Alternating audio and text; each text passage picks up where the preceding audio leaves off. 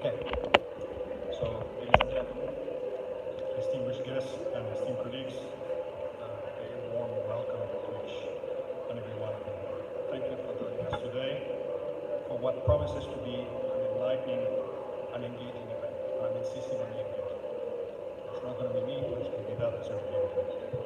We're honored to have such a distinguished group of attendees, and we are grateful for your participation.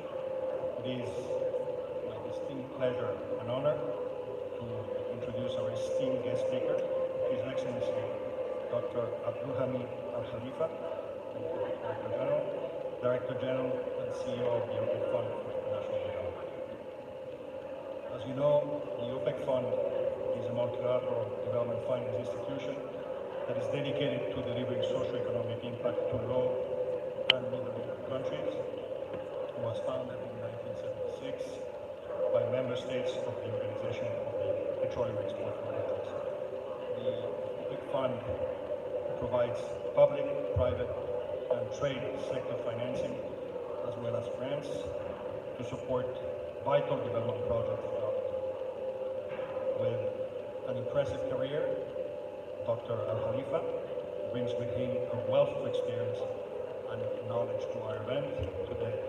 Dr. Al-Khalifa was Deputy Secretary General of the Saudi Arabian Public Investment Fund for several years. He also held a number of leadership positions at the World Bank Group. With his extensive academic background and practical experience, he is uniquely positioned to address the topics we will be discussing today. I have no doubt that Dr. Al-Khalifa opening remarks will be insightful, thought-provoking, and inspiring. So without further ado, let us warmly welcome Dr. Abdulhamid Al-Khalifa to the stage. Thank you, General. Thank you, Javier. Excellencies, ladies and gentlemen, it is an honor to address this distinguished gathering today. As the Director General of the OPEC Fund for International Development, I have witnessed firsthand the challenges faced by entrepreneurs in emerging and frontier economies. Our mandate at the OPEC Fund is to promote sustainable development and alleviate poverty in these economies. We are committed to supporting their growth and prosperity through financing and technical assistance for the development projects, including those in the private sector. However, we recognize that the traditional financing models may not be sufficient to support the growing number of entrepreneurs in emerging and frontier economies. There is clearly a need for innovative solutions and to tackle the challenges facing entrepreneurs, including limited access to capital and other resources. This is where technology can be a game changer. Digital platforms and mobile applications have already transformed many aspects of our lives, and they have a potential to do so for entrepreneurs in emerging and frontier markets. By leveraging technology, we can create new models for connecting entrepreneurs with investors and other sources of capital. But technology alone is not enough. We need a comprehensive approach that also includes capacity building, mentorship, and other forms of support for entrepreneurs. That is why we are proud to partner with other organizations and stakeholders to develop and implement innovative solutions that have a real impact on the ground. As we continue to navigate challenges posed by COVID-19, it is more important than ever to be bold and embrace technology as an enabler for closer connections between entrepreneurs and capital. We must be willing to take risks, to experiment with new models, and to learn from our successes and failures. In this regard, I am pleased to announce that Open Fund today has signed a $1 billion financing agreement with UN Capital Development Fund. This agreement is a contribution towards supporting the new climate finance and energy innovation hub, which is a joint facility.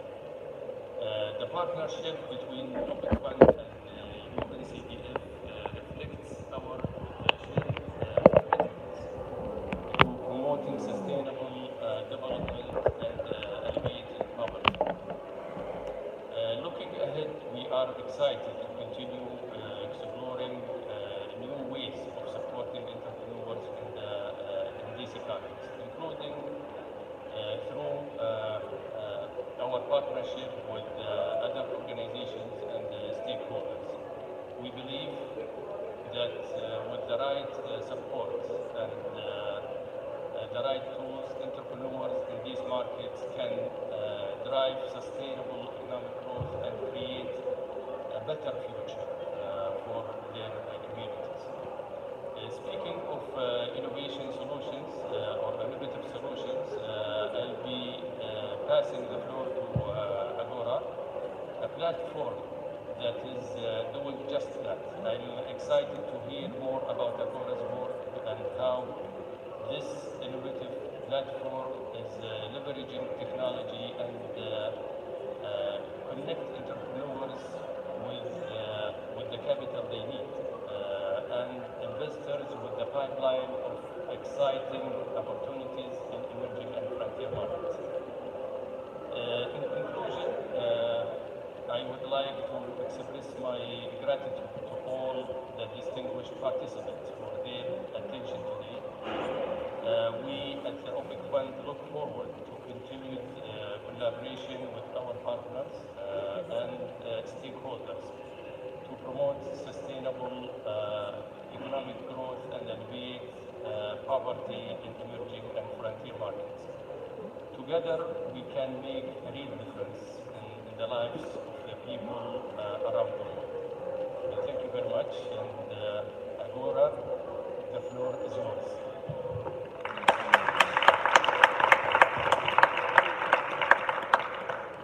Thank you, Director General. Congratulations on your insightful opening remarks. I completely agree that we need to be bolder and embrace technology as an enabler for closer connections between entrepreneurs and capital. As you have eloquently stated, innovative solutions are needed to tackle the challenges facing entrepreneurs, especially in emerging and frontier markets. Director General, imagine a world where entrepreneurs in emerging and frontier markets have easy access to the capital and resources they need to turn their innovative ideas and projects into thriving and sustainable businesses. Let us all take a glimpse into this world. Ladies and gentlemen, welcome to AGORA.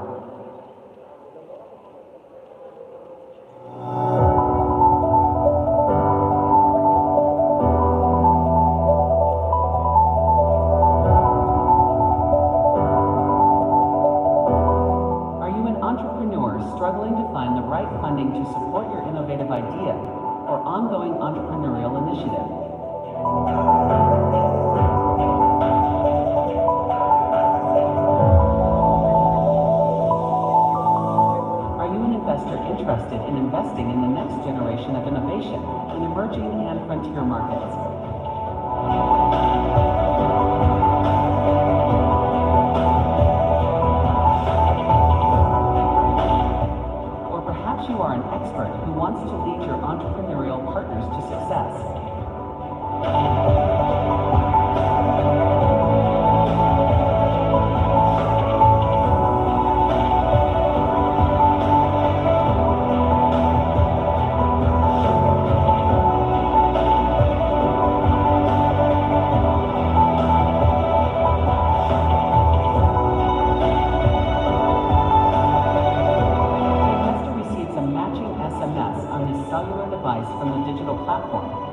suggesting that he contacts the entrepreneur.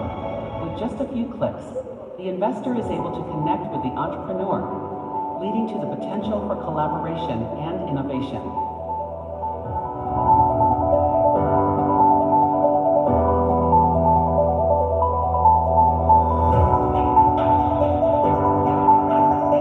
The entrepreneur sees a message pop up on her computer screen with a contact request from the investor. Excited by the potential for collaboration, the entrepreneur also contacts the expert to seek her technical guidance. Using the digital platform, they are able to quickly and easily connect and begin discussing their ideas.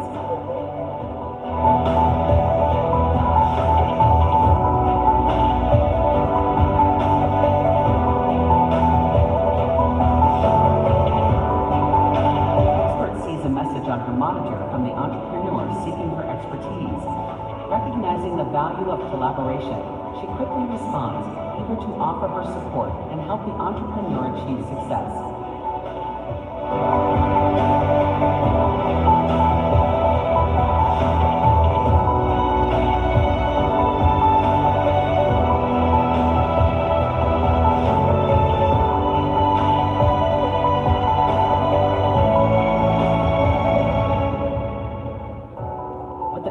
Made through the digital platform, the investor, entrepreneur, and expert meet to talk about areas of collaboration and potential investment.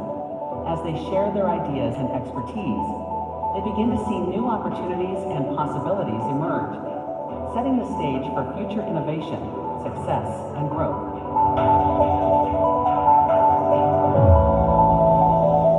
This is AGORA, the digital platform that connects entrepreneurs, investors, experts to drive innovation and success in the world's most dynamic and promising markets. Join us today and become part of a community that is transforming the entrepreneurial landscape in the frontier and emerging economies. Welcome to AGORA.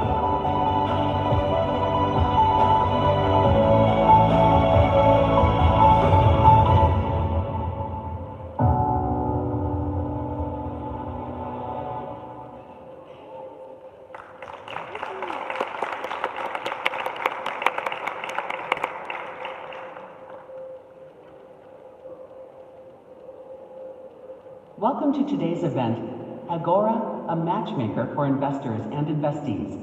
We are excited to announce version 2.0 of our new virtual platform that connects investors, entrepreneurs, and experts in emerging and frontier economies. Our goal is to help you access the capital and resources you need to grow and thrive. It is with great pleasure that we introduce our esteemed presenter, Mr. Xavier Mechon, the Deputy Executive Secretary of the United Nations Capital Development Fund, also known as UNCDF, who is an accomplished professional in the fields of international development and impact finance. During this event, Mr. Mechon will provide a comprehensive overview of AGORA, its objectives and main functionalities, as well as how it aims to contribute to the sustainable development of emerging and frontier economies. We are honored to have him here with us today. Without further delay, please join me in giving a warm welcome to Mr. Xavier Mechon as he takes the podium. Xavier, the floor is yours. Thank you, AGORA. So, good afternoon to everyone. We're going to move to the nitty-gritty and basically maybe to give you a highlight of where we're coming from, because actually what we're doing today, we're announcing version 2 of AGORA. We've been working below the radar, and actually we tested AGORA in 2 countries, in Senegal and Uganda. We have here the director of the National Authority covering SMEs and supervising SMEs in Senegal, Mr. Idrissa Diabia, will be one of our presenters, and we thank him for the partnership. And let me tell you where we're coming from and what is the thinking.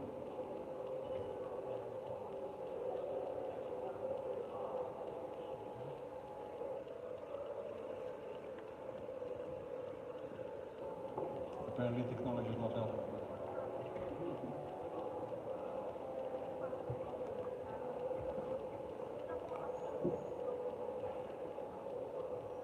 Good. So what we see is the problem of access to capital. We are working during COVID. We have seen that many enterprises are telling us, access to capital is a fundamental issue, and there are many others. But in frontier and emerging economy, that's fundamental. We would like to start with preconceived ideas. In this case, we wanted to show you two elements. 7%, that's the KPMG report that came out in 2020. 7% of the venture capital investment goes to frontier economies. They represent 60% of our population versus 8%, versus 50% is going to high-income countries. So this is a structural problem that we see. That's the first one.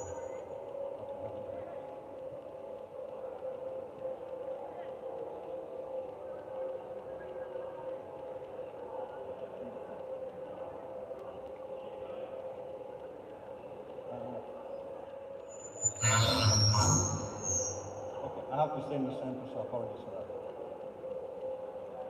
However, the positive side,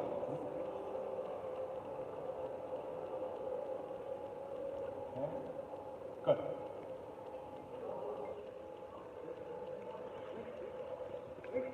That's key, but when we have seen the performance of investments in frontier economies, and what we see is that over the last 10 years, performance in frontier economies and emerging economies has been higher than in developing economies. So we look at this as an element of that has flagged something, the opportunities in those markets.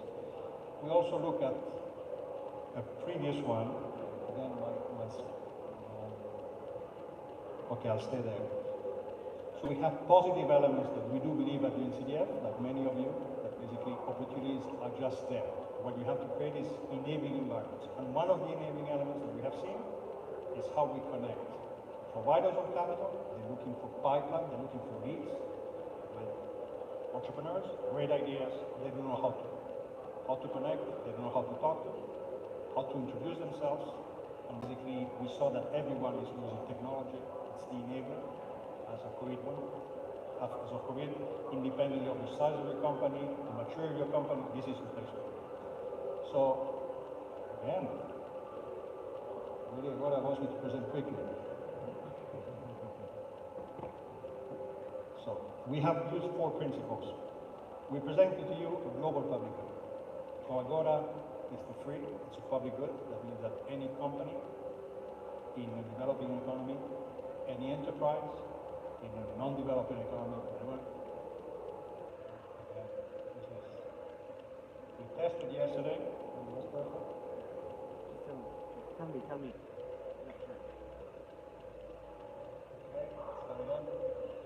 Okay, lucky. So it's a free public good. That's a fundamental issue. The UN is behind it, the UNCDF in this case, and we're doing that with partners. Again, Corporate Fund and many others. We're working on, since AGORA is pushing it, we're working on a co-creation element. We have developed that. Sorry, is someone moving this one? This is not working, so I have to tell them to switch. They're switching or I'm switching? They're switching, you just tell No, me. they shouldn't be switching, I'm switching. It's not working. It's not working? That understood. So, let's go back to the previous one, please. Previous one, please.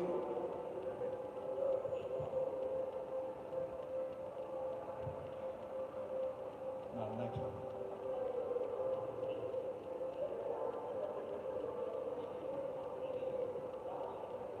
Okay, next slide, please. This is the slide. So, 4 principles, we're co-creating that. So you will see that we have developed an algorithm to assess companies, and we'll tell you more about it. We're using AI, but what we're doing is that we're leveraging the curiosity, the creativity of the partners. We have worked with central bankers, we have worked with regulators, we have worked with private entities, impact investment and so on. We have worked with on the beneficiary side. We have even worked with SMEs or micro enterprises in Burkina Faso, women-led. And we basically tested and we told them, how is this algorithm working? So we went as far as that. And the principle that we believe in is that technology is not enough. This is not just a platform, but it's actually a set of partners. So the UNCDF, together with its partners, that we engage in with national partners. I have here a couple of representatives. And we have engaged with the Ministry of Finance in Uganda, of course the regulatory entity in the SMEs in Senegal to deploy it and basically engage with the ecosystem of SMEs. So that's the fundamental asset. We marry technology and engagement. I had a conversation with Google many. They have technology, they don't have the engagement. I think when you marry those two, there's a big difference, and that's where we can motivate this ecosystem to connect. Next slide, please. So this is AGORA. So again, this is version 2. We have done a complete redesign. Actually, we have dismantled everything. We have tried something that is intuitive, appealing, young. We haven't put a rocket in our logo.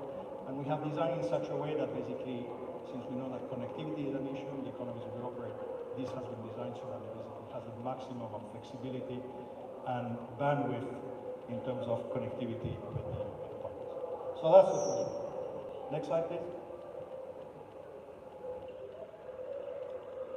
It's also accessible via your iPhones, cell phones. Actually, with the Web3 technology, you don't need an app any longer. It's designed as such that basically it's reflected in a cellular smartphone, iPad, tablet, and so on. And we have done that work. Next. So this is where the element of that we have worked on. So this is a connecting place. Basically, entrepreneurs are seeking engagement with investors. And likewise, we have taken all the elements of a social media platform whereby I can reach out to you, investor, and investor will signal to me that you're interested, and I signal back to you. And then we start an engagement. That leads to a commercial partnership, knowledge, capital, and that's basically the idea. You can post also offering, let's say that UNCDF wants to post a competitive process, say we're seeking investees, put, and the idea is to receive offer, and we offer that to all the partners that are engaging. So you can showcase basically what you're doing, competitive process, and so on and so forth. Next, please. What we're doing also, since the data that is being provided is self-populated, we're trying to create a peer-to-peer review. So again, companies provide the data, entrepreneurs provide the data. Difficult to evaluate. So we have a couple of ways. One of the elements that we're doing is peer review. That means that I like this company, I call them, and it happens that they don't, they exaggerate who they are. I can report and say, I've talked to them. They don't match the expectation. The contrary, I can say these are great people. So we have managed to have capacity to do so. We also sending the data set for the country to the national authorities so that they can verify. And actually, we're using AI to do a validation of the profile, if it's coherent, and if this digital footprint. Next slide. So, when we launched AGORA, we basically thought about two dimensions, entrepreneurs and investors. And we had people calling us saying, I'm neither one nor the other. Actually, I'm a consulting firm. I'm a faculty, I have faculty members, I have students. We would like to contribute to this. So we have created a third category, which is our experts, and basically they create their profile, and basically we're talking to a couple of partners that want to provide their expertise on a pro bono basis. So we add that to that equation, this knowledge connected with capital, connected with innovations, steered or started by companies. So that's the third profile that we have created, and we can go to that one. Next.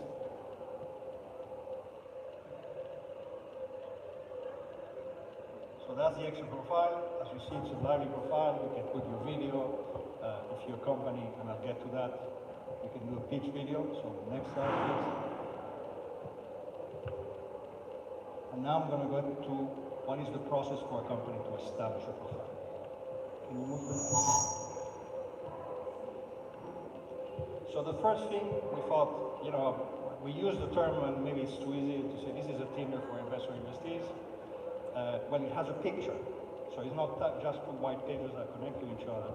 Actually, when a company creates its profile, they have to put a certain data set, and we analyze that with an algorithm. So we provide an evaluation of the company, which is in the form not of a rating, but in terms of columns. So two functionalities to that.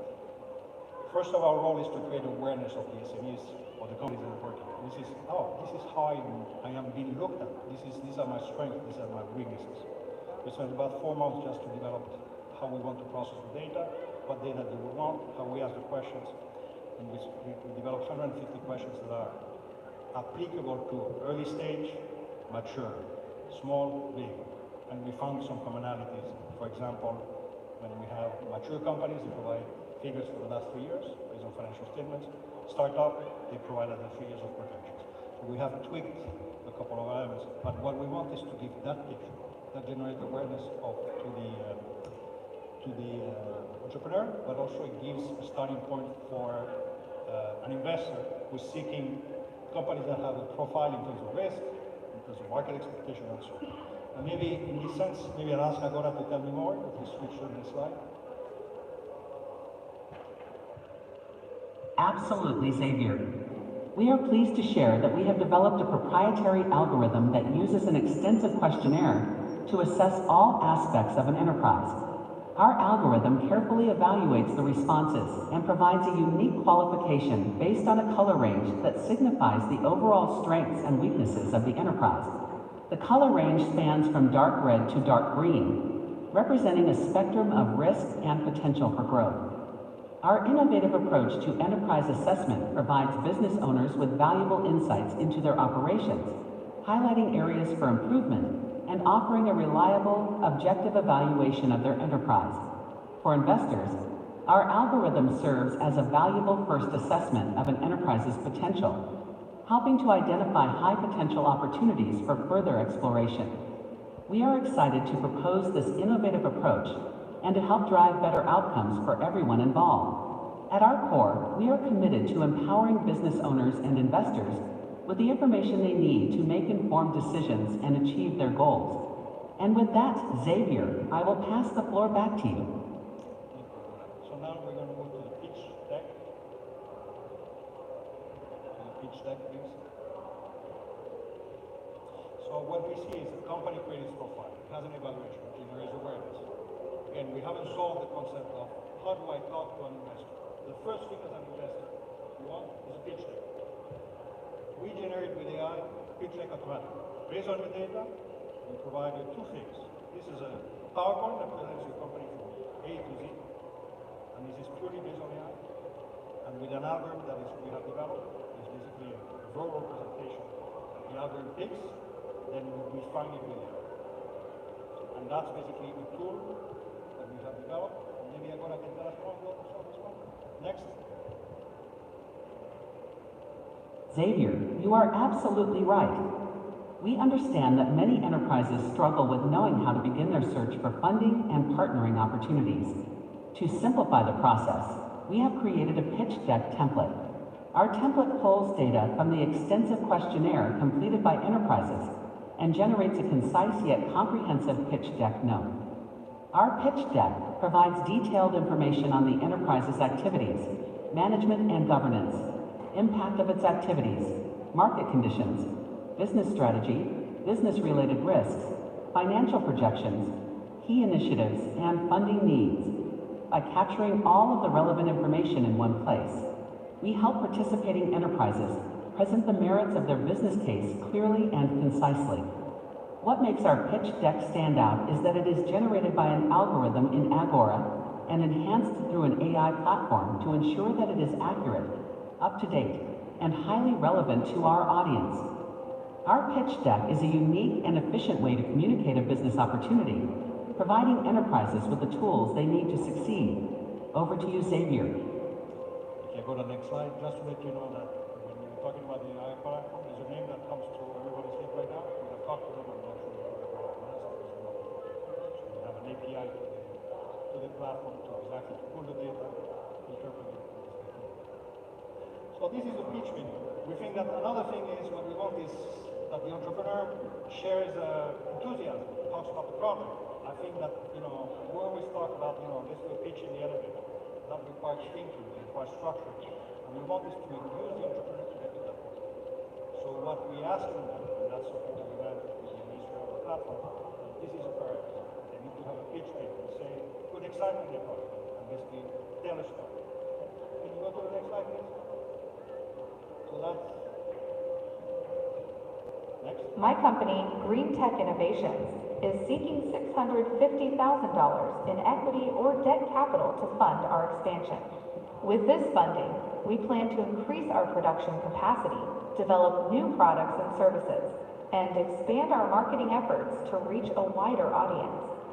Our goal is to become a leader in the sustainable solutions industry, and we believe that this funding will allow us to achieve that goal. We have a proven track record of success, having secured partnerships with leading businesses in the industry and seeing strong demand for our services. Investing in green tech innovations means investing in a sustainable future. We are committed to helping businesses reduce their carbon footprint while also saving money, and we believe that this is the future of business. Next slide.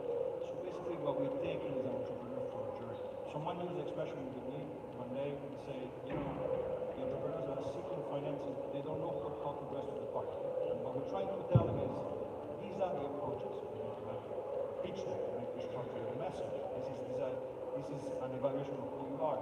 And then reinforces the capacity to engage with investors that speak in our language. Let's remind ourselves that not all the entrepreneurs have MBAs, techniques, economics, and so on. And so that's a language we're studying. So what we're trying to do is engage them. Next slide, please.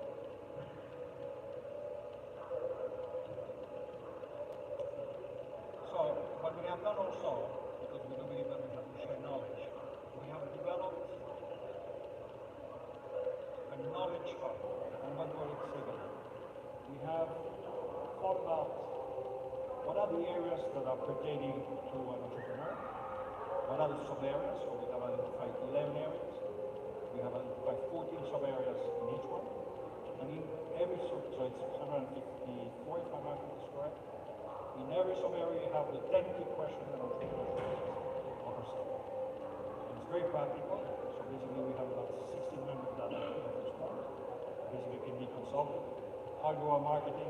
How do I organize events? How I organize with cybersecurity? There's everything in it. And we have spent a great deal consolidated it into something that is attractive and in this case accessible. It's not going to look like this, but it's going to be in this way. We're even thinking that based on the profile, we can identify areas and match it with the profile, so already suggest certain answers that we're seeking in terms of what we do. Next slide. So this is unique. We have 16 data points. It has been a great deal of work and unique. Now let's move to the investors. So the investor, as I said, they access the company, they have an evaluation of the company, so this is it.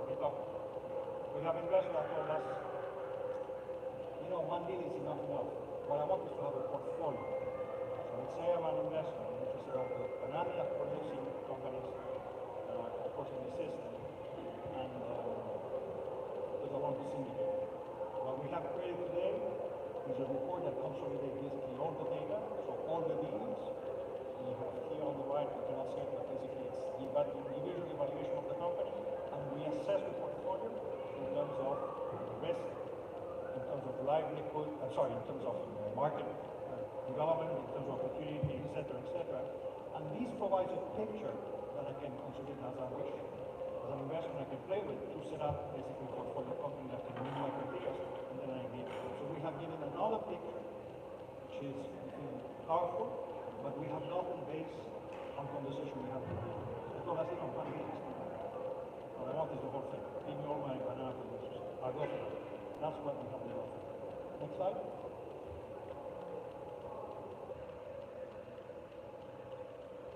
Second thing. The investors have told us we need data. So we want something at the macro level, economic, social data, everything related to socioeconomic data. And we have partnered with the consolidator of data for the global economy. They have given us an API. And we have developed basically, it's exactly that. A platform, you select your country, and basically you have data about the structure of the economy, and anything in terms of the forecast of the IMF, social structure, and so on.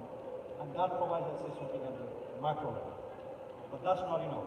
So we went to the next level, and we went to the meso level in the next slide. Yes, please. We have partnered with UNCDF.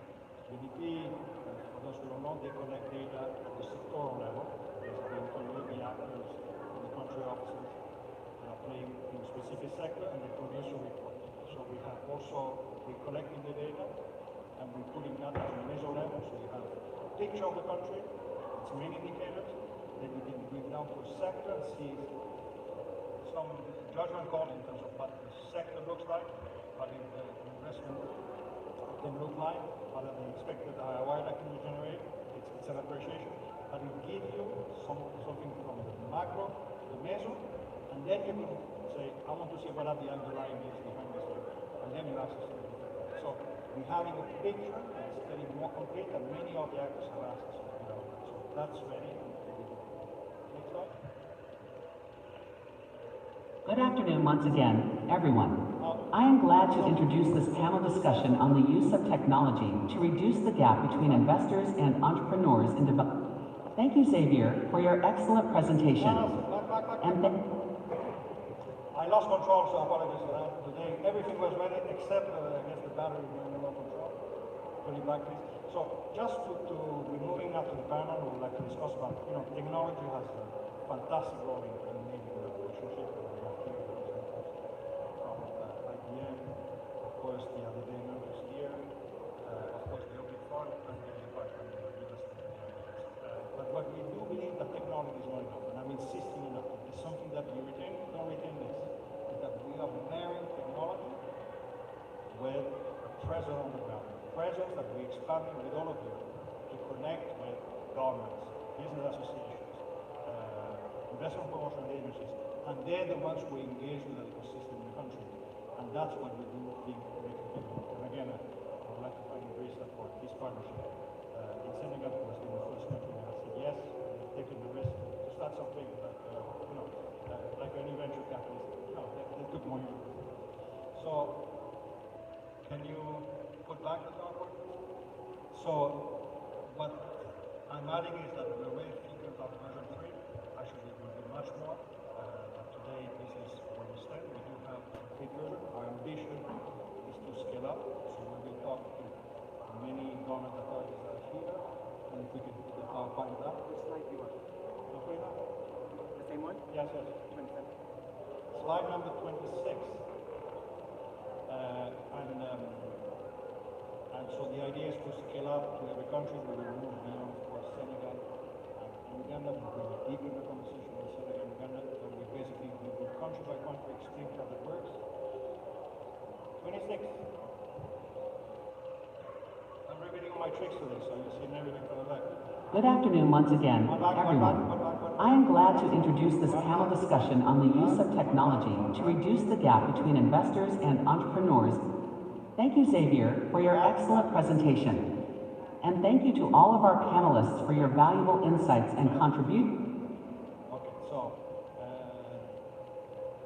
and one thing I would like to add, the idea is that so basically, 2 days ago, we had the CEO of a company that said, we're doing this in technology, we have this toolkit we'd like to offer, we'd like to connect.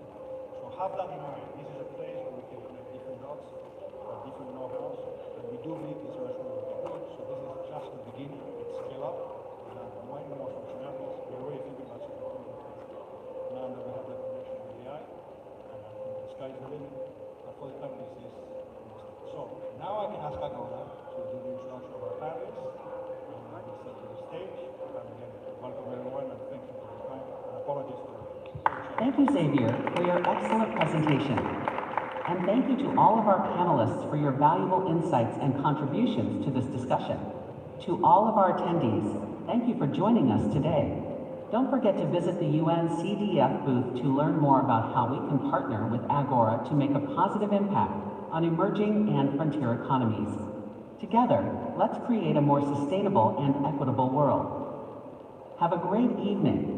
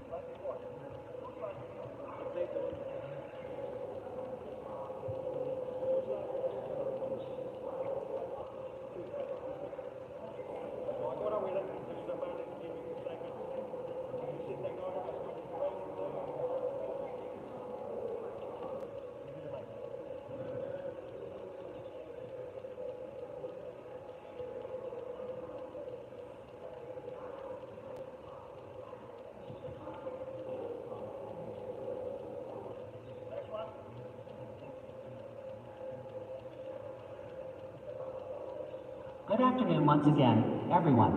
I am glad to introduce this panel discussion on the use of technology to reduce the gap between investors and entrepreneurs in developing economies.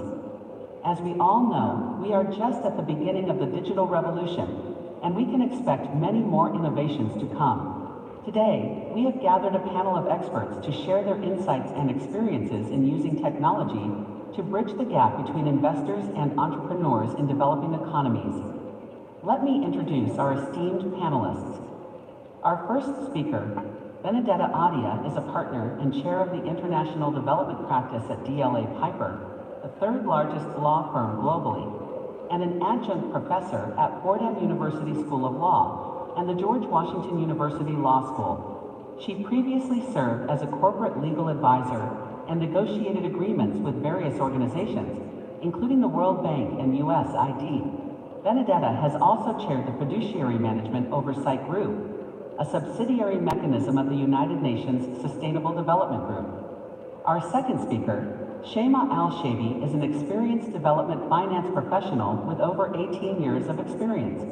She currently serves as the Senior Director of the Strategic Planning and Economic Services Department at the OPIC Fund for International Development. Prior to her current role, Shema held various positions in project management, civil engineering, and quantity surveying, including serving as the country manager for public sector operations in the Asia region. Her expertise in development finance and strategic planning has been invaluable in advancing the OPIC Fund's mission of promoting sustainable economic growth and poverty alleviation in developing countries. Our third speaker, Idrissa Diabira, is an experienced regulator and business leader with a proven track record of developing and scaling successful businesses in emerging economies. He is the CEO of the Agency for the Development and Supervision of Small and Medium Enterprises, the governmental organization that promotes entrepreneurship and small business development. Under his leadership, his agency has become one of the leading organizations in West Africa for supporting entrepreneurs and small businesses. Idrissa is also a recognized expert in digital entrepreneurship and innovation, and has extensive experience in using technology to bridge the gap between investors and entrepreneurs in developing economies. Our fourth and last speaker, Sidi Ali Melaine, has more than 15 years of experience in integrating information and communication technologies in education. He has worked at Microsoft and the Moroccan government, promoting innovation and digital content production. Currently, he is responsible for managing IBM education, corporate social responsibility, and citizenship programs aimed at advancing society in areas such as health, education, economic development, and research and development. Sidi Ali's expertise and passion for technology and social development make him a valuable and insightful speaker for any panel on related topics. As you can see, our panelists bring a wealth of experience and knowledge on how to use technology to bridge the gap between investors and entrepreneurs in developing economies. I am looking forward to hearing their perspectives and insights on this topic. For this panel, Xavier Michon will be moderating the session. Let's give a round of applause to our four panelists and moderator, and let's begin this exciting discussion.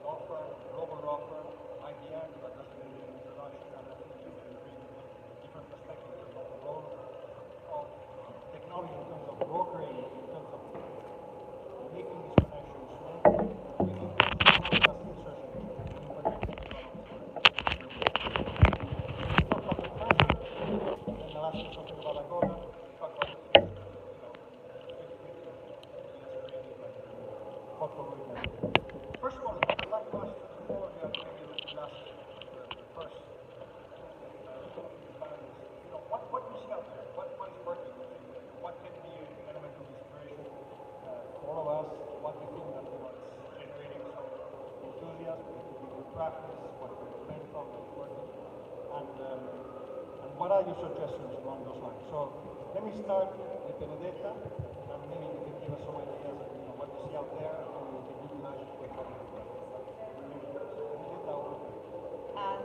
Javier, and thanks everyone for being here this evening. What an exciting discussion and platform. It's incredible to actually see how it would operate in practice. So congratulations to you and the team for making this happen. I can only wish you all the best, and I think you're doing an amazing job in just putting this together. I just wanted to start by saying that. And in that vein, since you're asking us what are the platforms that are working today, perhaps I can give you two examples of the platforms that I like in the microfinance space. So the first one is M-Pesa, which has really transformed the banking system in Kenya, and it did lift some, and is actually doing that, some people out of poverty by giving them access to the financial system. Now it operates on the same basis, based on the same model in many other countries. Another more recent example with a focus on small businesses is Kiva, which is a crowdfunding platform that connects lenders with borrowers globally and reaches into developing countries.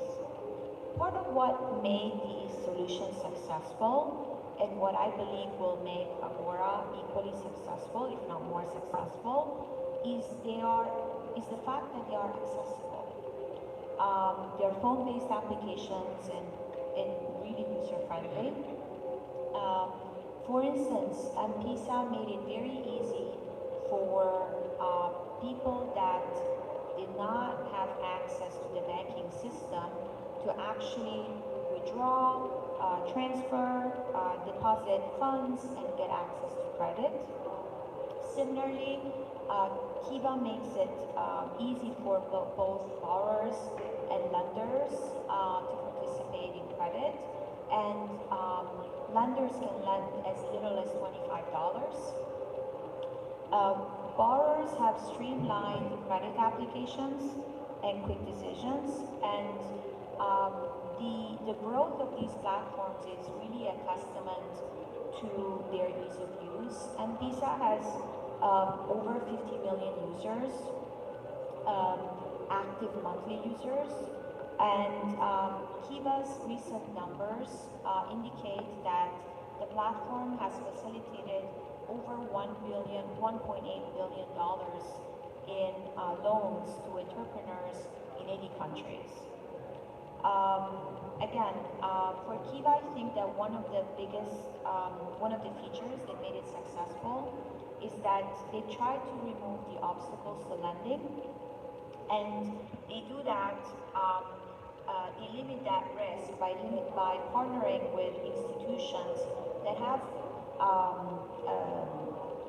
in the countries where they operate, so that lenders don't have to do due diligence, and that's already saving a number of costs, and that's again similar to what AGORA is doing.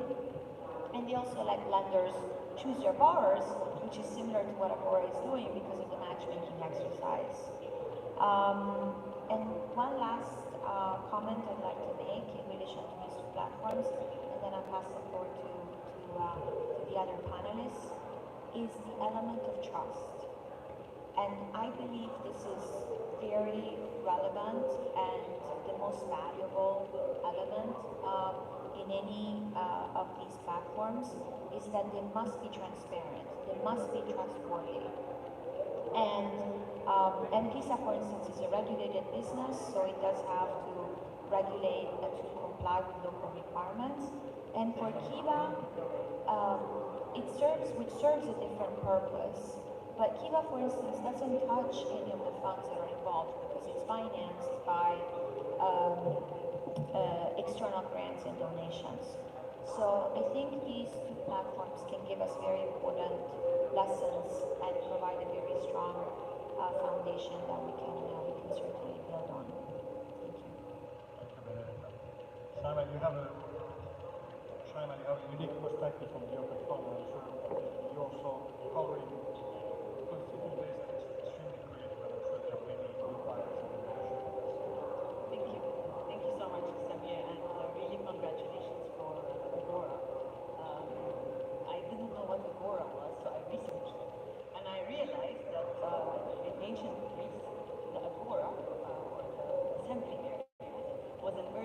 expression of inclusiveness and opportunity.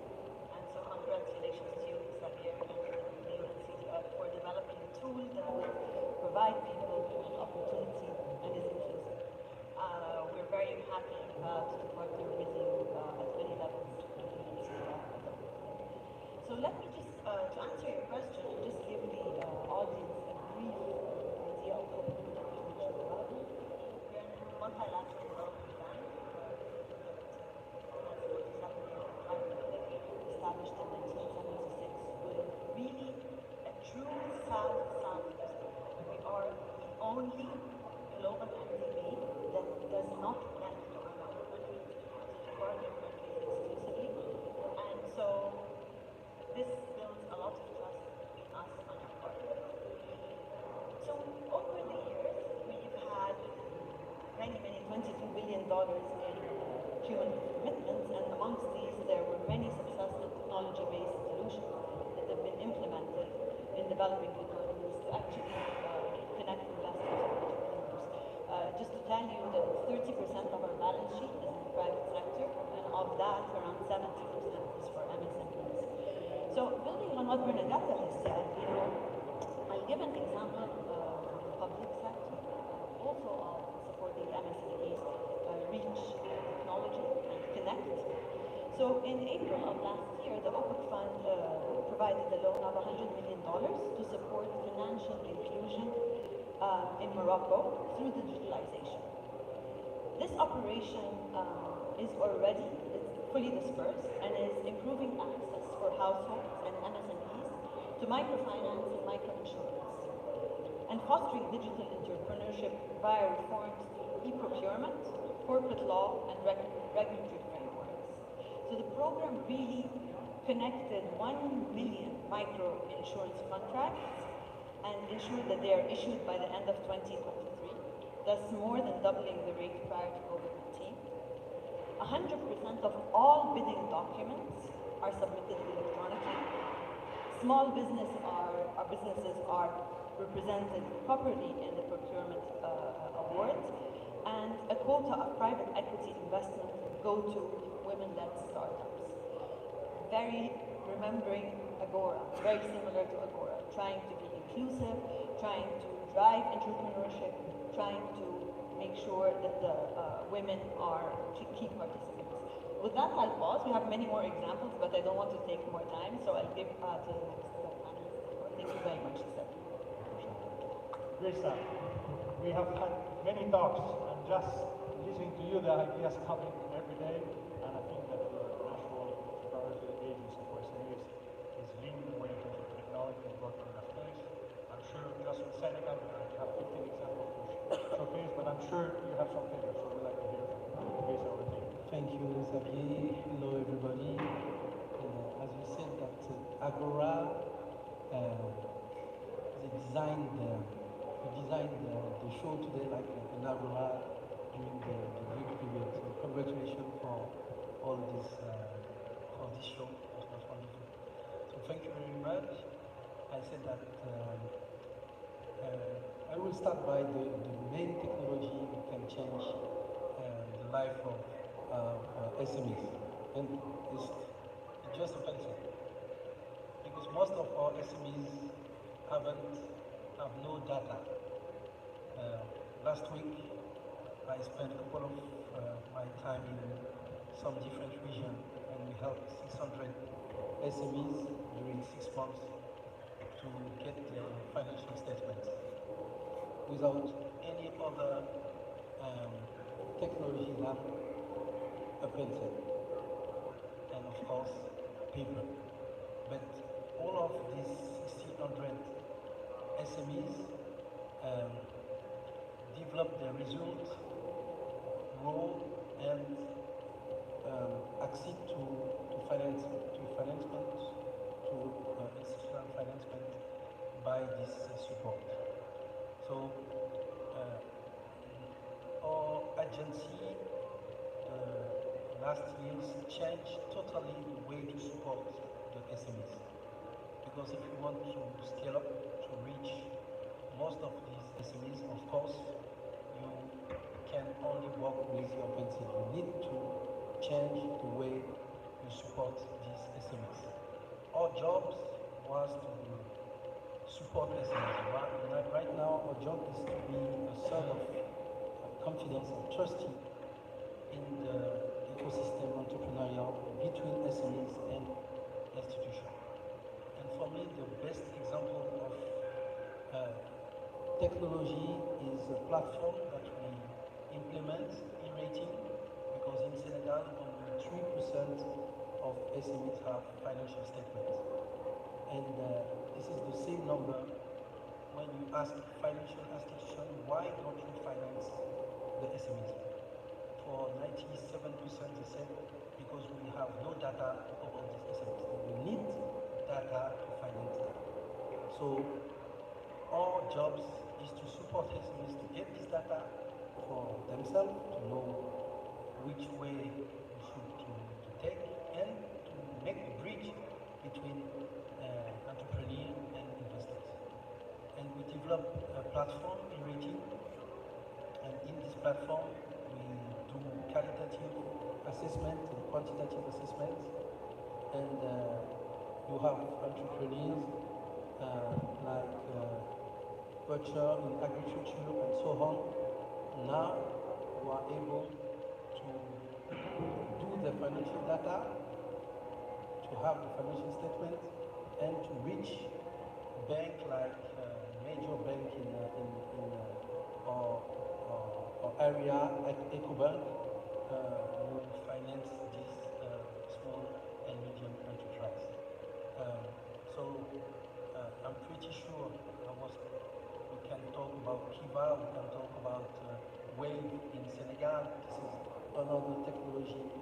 We bridge entrepreneurs and investors, but at the end of the day, the most important is the way you said it. You're able to bridge the different actors, those who support the SMEs like our agency and different other agencies, regulator, investors, and different other actors. And I think that AGORA is a good step to make this link and to help to scale up the number of SMEs we are able to reach investment. Thank you. Okay, great stuff. I'm sure we dream about the next, but the next co-creation together. And now let me pass the floor to CDM.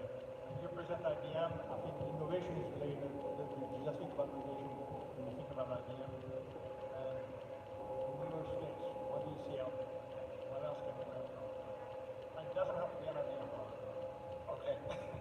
Well, first of all, thank you for the invitation to be on our event.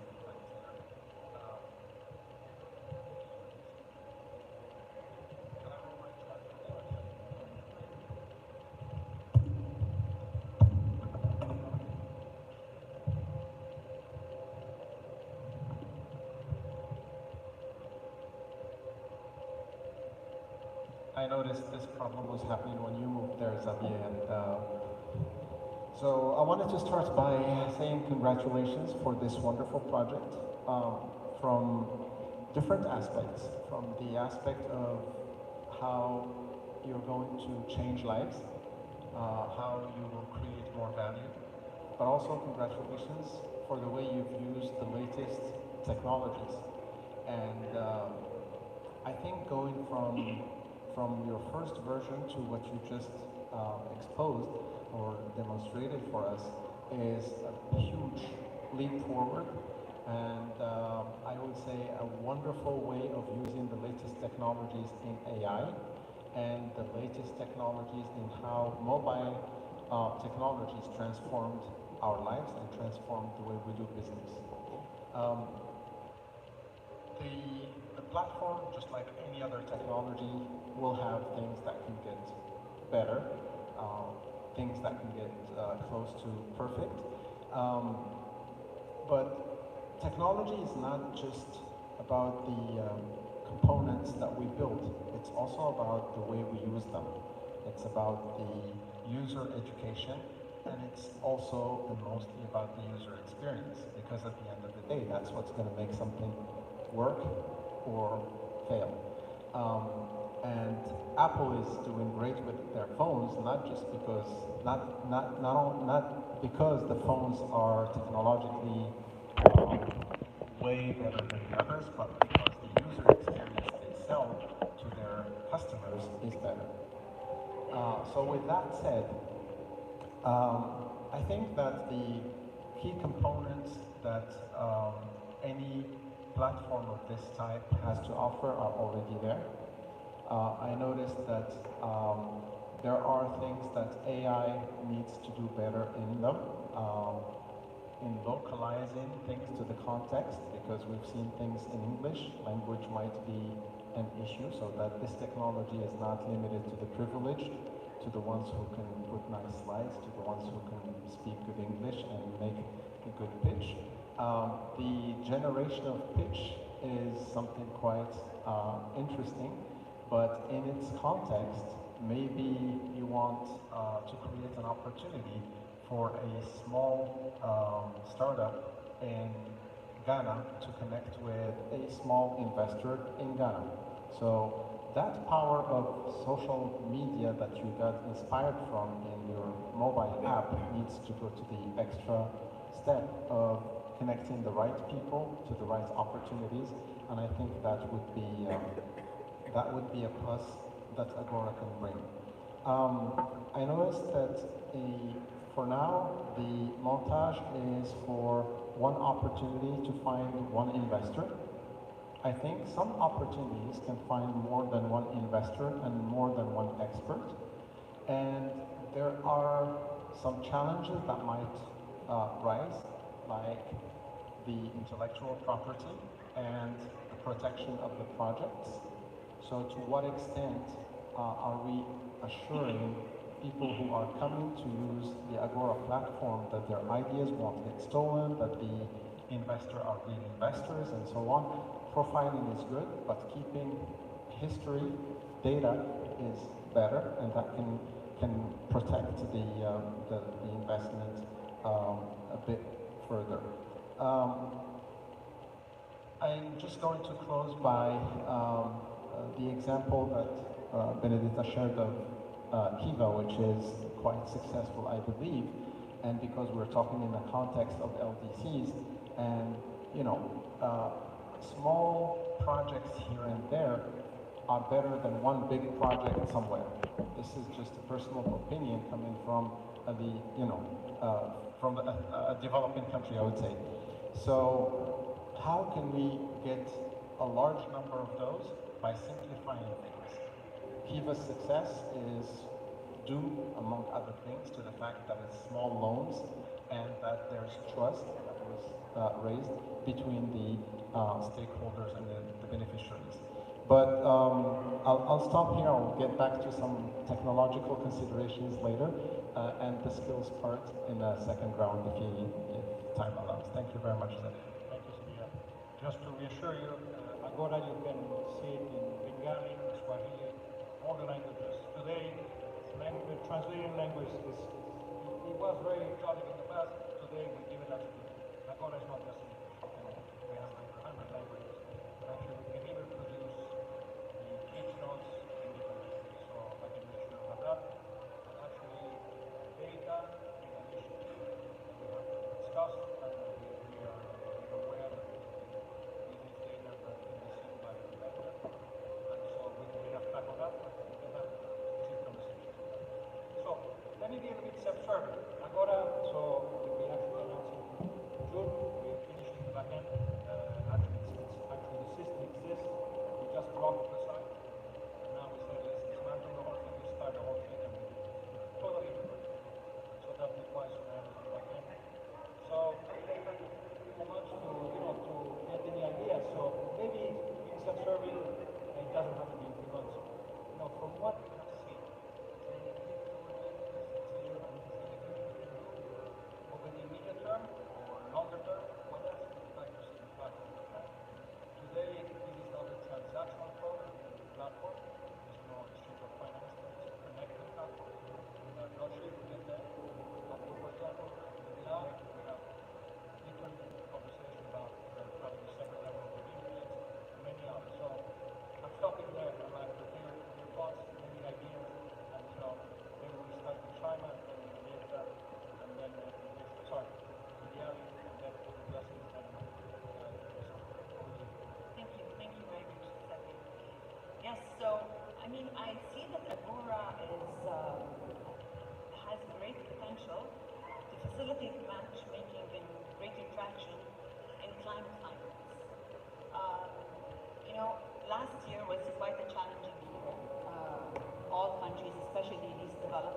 were grappling with food insecurity and climate change issues.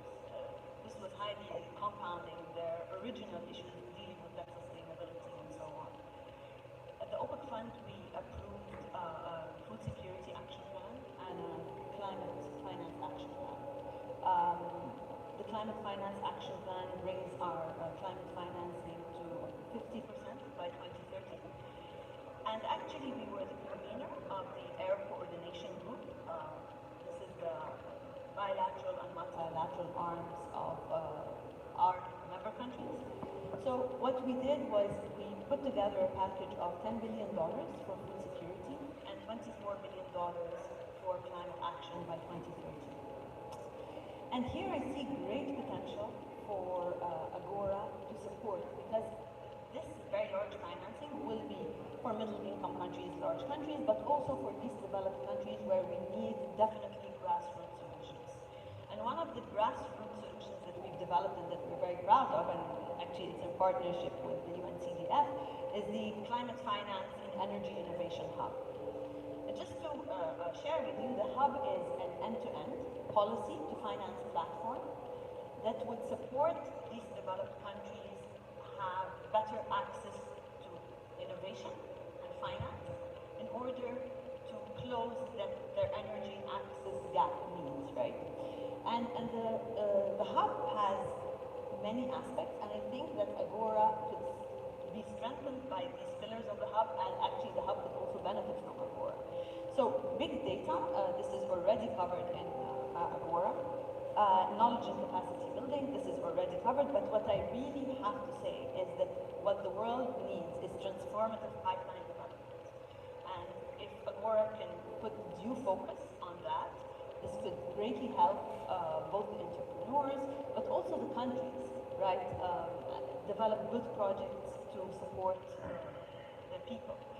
Also, innovative financing solutions. So, to put on the platform the range of innovative financing solutions, whether it's blended finance or other solutions to crowd in financing, right? So to scope it at a larger scope, not only at the grassroots levels, but maybe at the sovereign levels.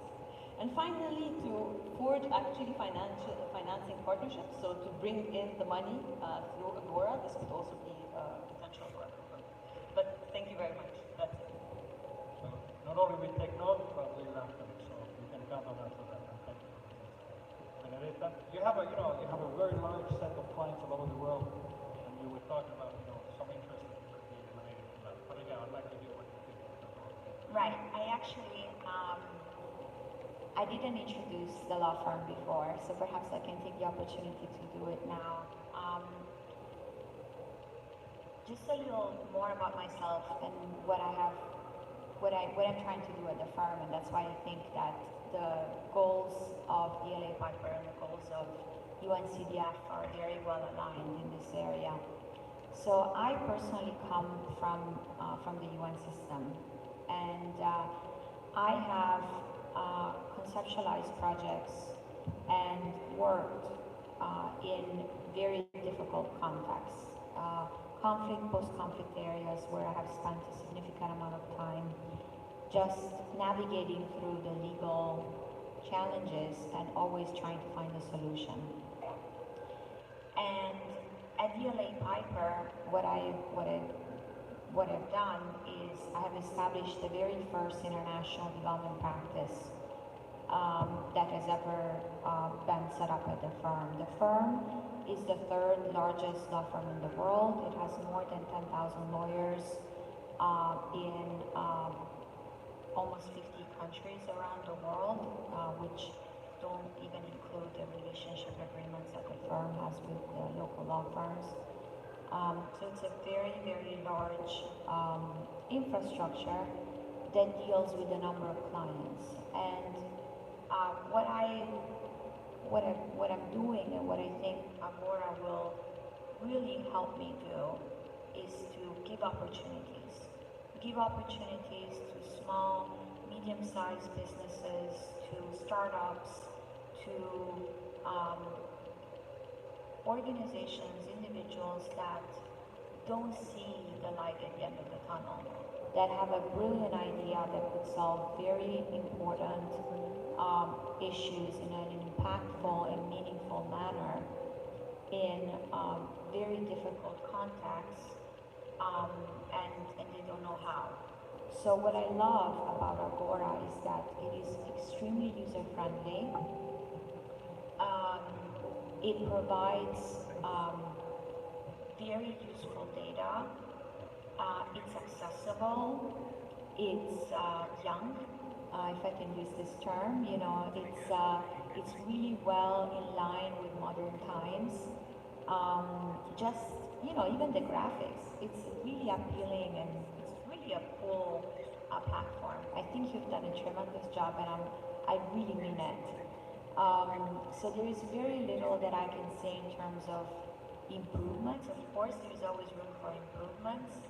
I can help you navigate the legal challenges in relation to IP protection. I think this is something that we can look at together. How to build in NDA terms and other terms that both investors and entrepreneurs will need to accept prior to moving to certain stages. So I think this is something that can certainly be integrated and that can also be customized based on the local requirements. There is a lot of other information that you should keep in mind when it comes to data protection, especially in light of GDPR and other requirements from regulators. So I think we can, you may have found another co-partner here, Javier, among the long list of co-partners who helped you developing it. But I do think there are, from a legal perspective, there are a number of areas where we could work together to make sure that that these issues are properly addressed. But I could talk for a long time. I only have great things to say. Sorry. If you wanted to hear some criticism from me, you're not going to get it. So we have a conversation. Yeah, now I wanted to talk about Microsoft because maybe we can piggyback on something that you have done in YouTube. So Agora, yeah, what can you tell us? You know, what else can we do? Maybe in the short term, I have 3 months to tell the developers. Let's do last week and we have this and that. Thank you.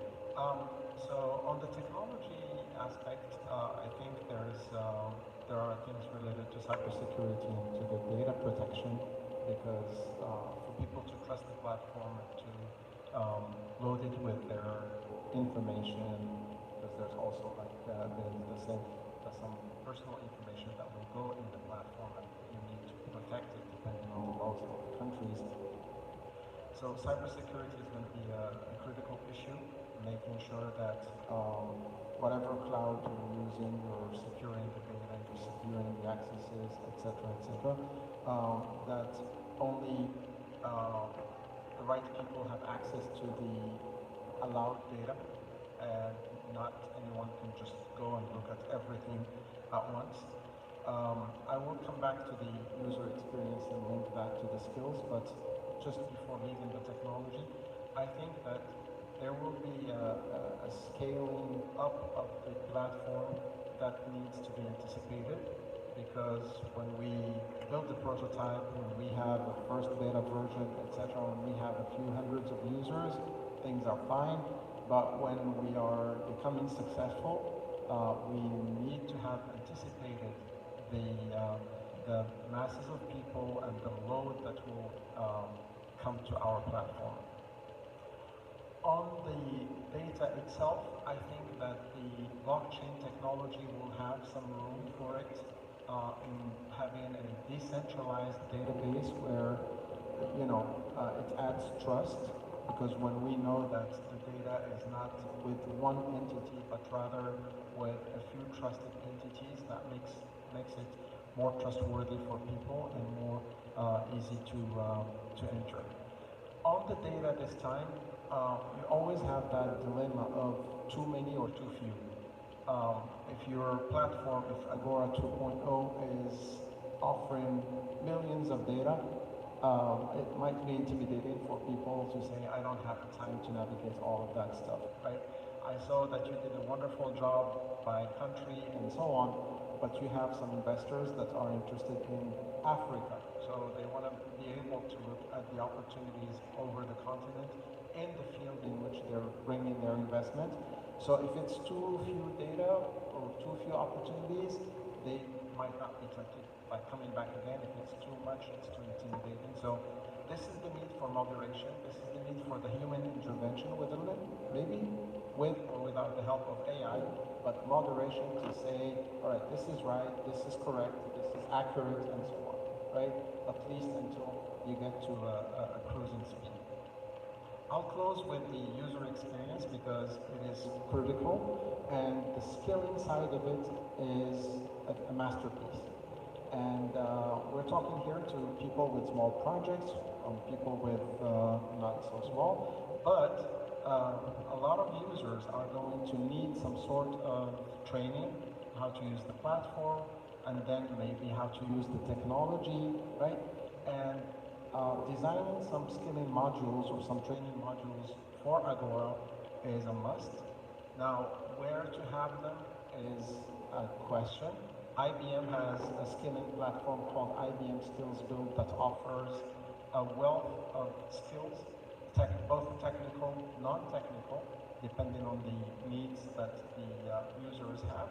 And it's also a platform where we have more than 1,000 contents, not just ours, not our own content, but also from other providers that we are making available through the partnerships.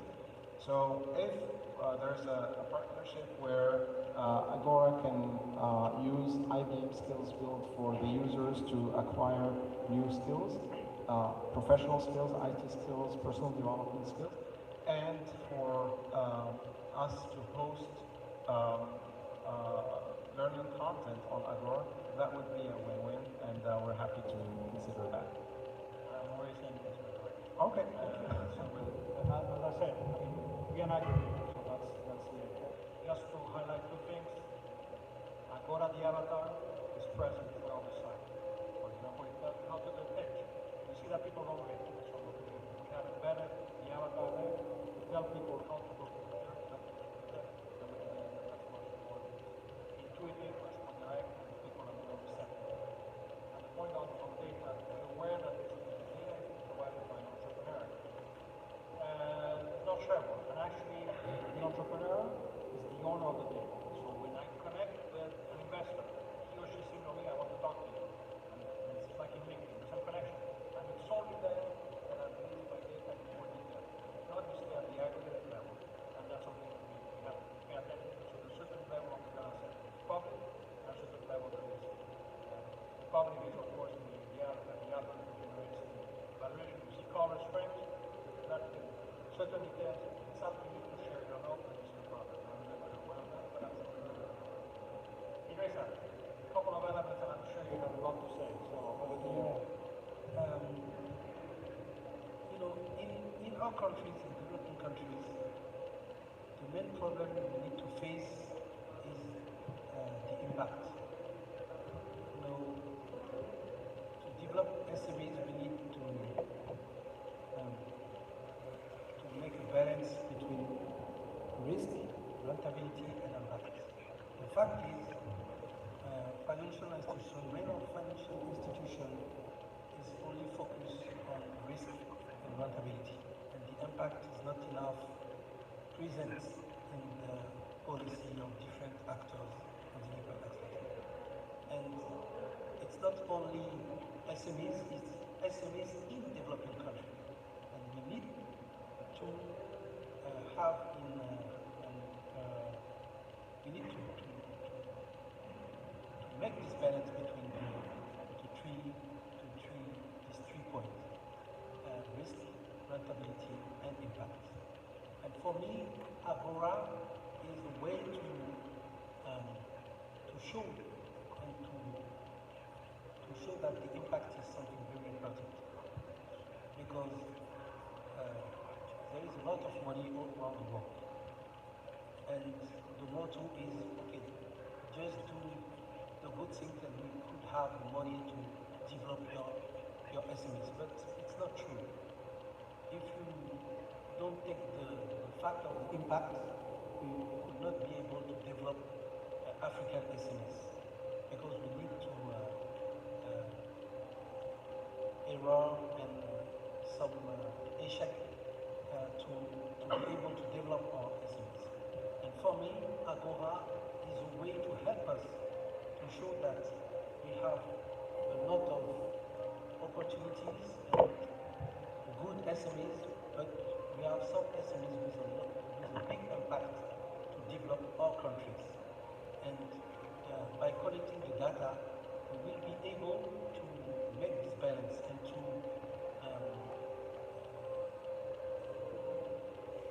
demonstrate to the partner like OPEC, different other actors that we can invest in some of these SMEs because we collect the data, we have the support to help these SMEs to develop and to develop value sharing in our different countries. For me, it's the main point and perhaps the main point for the utility of AGORA for Africa and developing countries. Thank you. You can count on us. Before we end, let's look at the future. That's something that you think will be better. You're talking about, talking for ChatGPT, this development of AI. I think it's good for everyone. AI has come with it, of course. And we're wondering where we're heading. And of course, the first thing we did from our side, we talked to them. The entire world was to talk to them and they pay attention to our problem. So we have a lot to start collaborating. Where are we heading? Is this something we should, one thing, in 1 minute, and maybe let's start with the IBM, the authority, on this side so that it's steering of the station, and then I'll ask for the order, Benedetta, Shama, and then Idrissa. Now, is there anything we should pay attention to and where we're heading?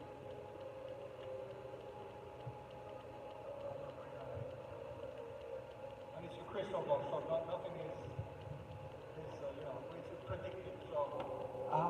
No, I'm just going to be maybe reiterating. I think technology is great, but humans are still needed. So the user experience is capital, and the skills are critical.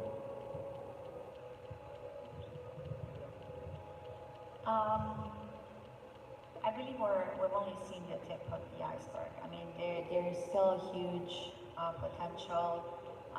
Artificial intelligence is certainly going to revolutionize the financial sector, including microcredit.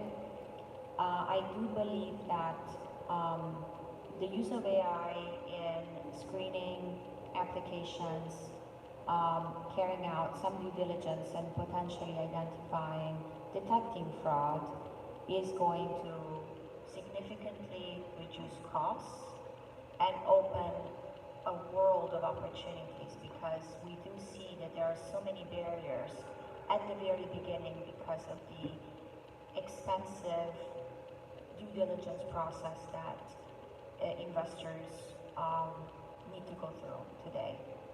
So definitely huge potential. That's my prediction. The best is yet to come.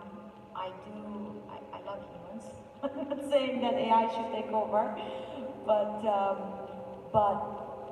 I've done a lot of due diligence myself. Again, I'm just going back to my experience, and I do think that technology can really, save time and reduce costs. There are certain tasks that can totally be automated. And going back to the whole blockchain, I've written a book on it, so I'm really happy to also see how we can integrate blockchain into AGORA. The whole element of trust is incredibly important and powerful. One recommendation though, regulation.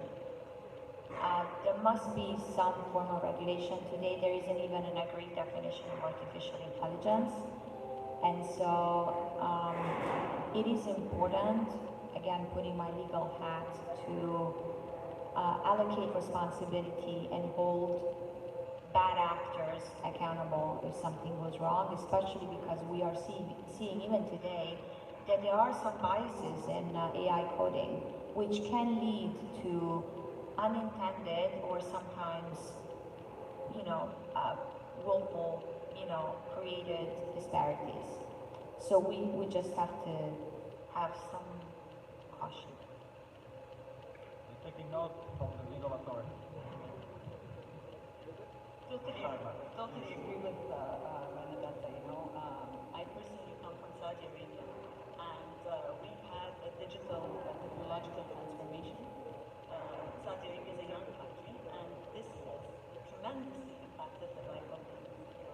So with around 130 million youth in the least developed countries, I'm very optimistic. I believe that investing in new skills and technologies has the power to turn the digital divide into a digital movement.